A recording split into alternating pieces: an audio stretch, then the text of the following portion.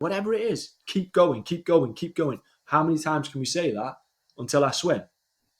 Your words can get fucked because words are worthless without execution. If you can't execute the movement because you're physically not prepared, then words mean nothing.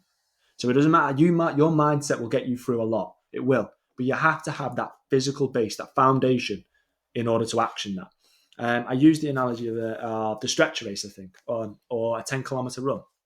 If you start a 10-kilometer run, you've never done it before, and you think, I've listened to Jocko, I've listened to all these mindset ones, and I'm prepared. My mind is what's going to pull me through this 10K. I'll just turn up and I'll do it. You might just do it. Can you do it again though? And again, sustainability.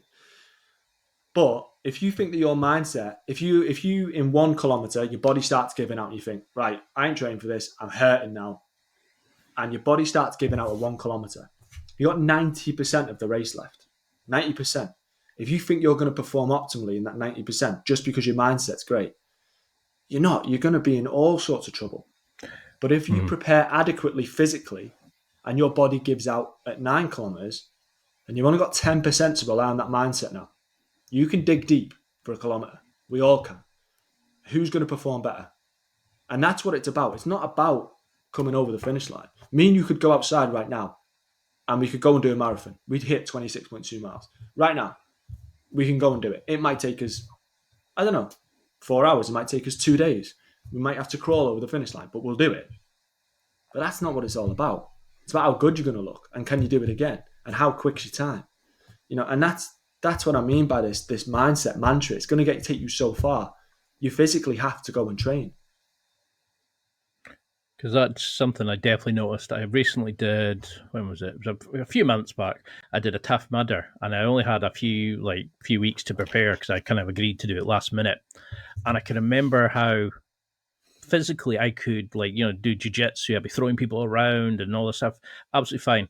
But because I couldn't keep motivated, I was giving up. My body, I was doing really bad sort of like leaps and jumps over things. I was like slipping and sliding when I normally do, and I wasn't physically prepared. And I found my mindset just kept going, I should be able to do this. And I was getting more and more angry with myself as I went along because I wasn't physically prepared like I would. And I think that really hit home, that bit in the book, because it made me realize of how confidence is tied to your preparation. You fall back to the level of your training, not to the level of the situation. And does this tie in then with, you said, how you do anything is how you do everything?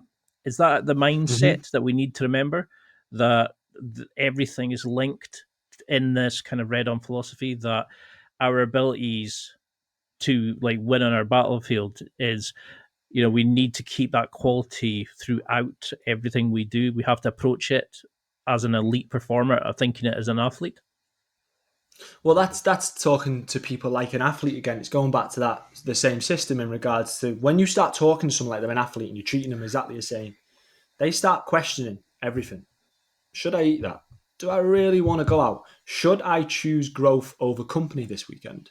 And these are the type of questions that you get people to start thinking about. So, yes, how you do anything is how you do everything. And I think so. I remember someone in the military used to always say, your standards are what you walk by. So if you walk by something that's below standard and you accept that, then that's your standard. And that has always sat with me, always fed into me.